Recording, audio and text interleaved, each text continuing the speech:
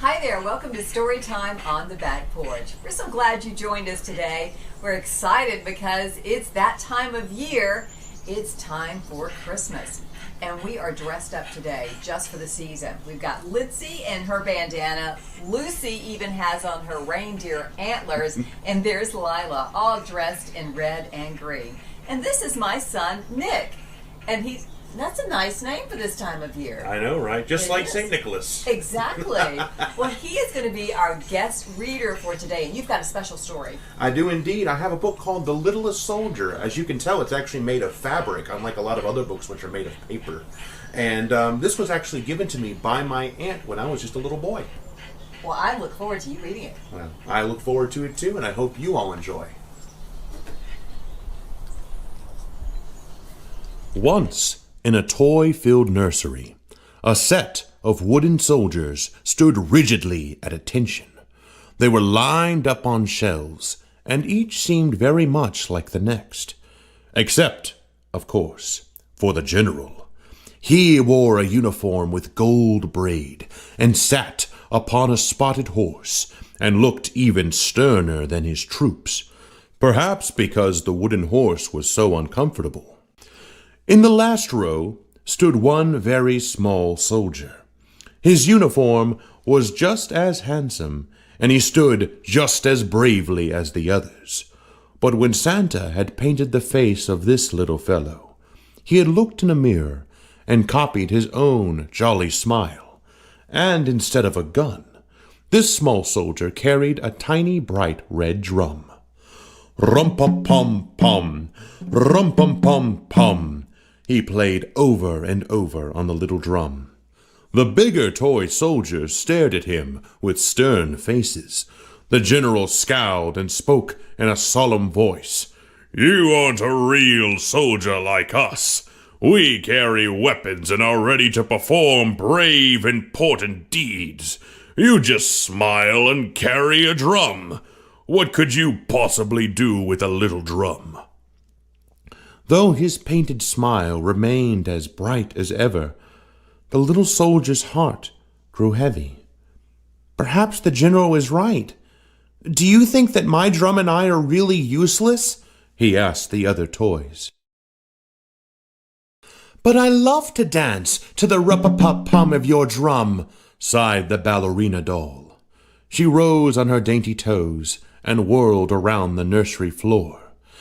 "Oh, the rup-a-pum-pum of your drum is such fun," giggled the toy clown. "It makes me feel so happy, I want to turn somersaults."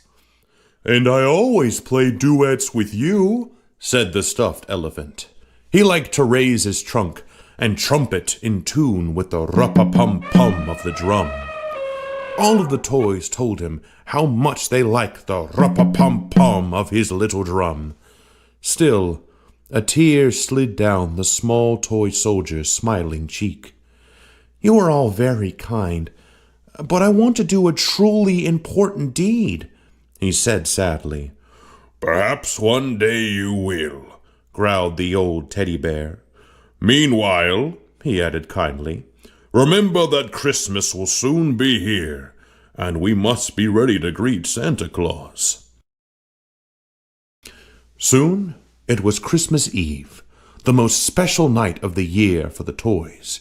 It was the night when Santa Claus visited nurseries all over the world and brought new toy friends. But as it grew dark, thick snow started to fall. It soon turned into a blizzard. The toys stood by the window and anxiously searched the sky for Santa's sleigh. "Where can he be?" they worried. "What if he can't find his way in the storm? What can we do?" they asked each other.